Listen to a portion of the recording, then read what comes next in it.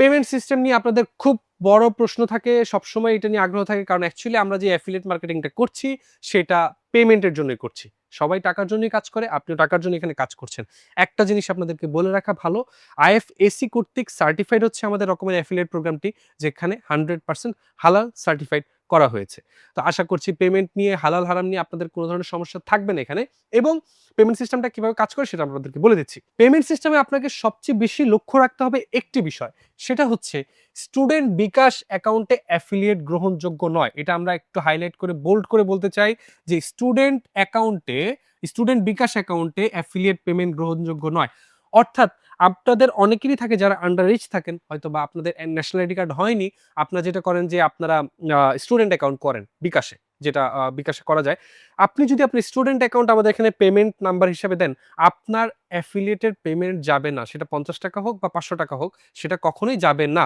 কারণ স্টুডেন্ট অ্যাকাউন্টে পেমেন্ট পাঠানো সম্ভব হয় না।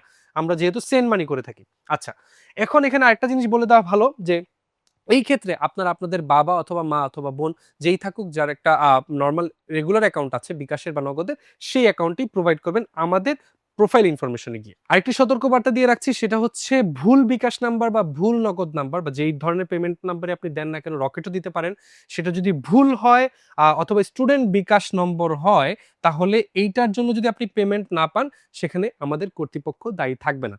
তবে এখন পর্যন্ত আমরা আপনাদের জন্য যে ফেভারটি করে এসেছি, সেটা হচ্ছে যে আমরা যখন আপনাদের নাম্বারটি ভুল হয়, সেটাকে আমরা কন্টিনিউয়াসলি আপনাদেরকে ফোন দেওয়ার চেষ্টা করছি, ফোন দিয়ে সেটাকে কারেক্ট করার চেষ্টা করছি।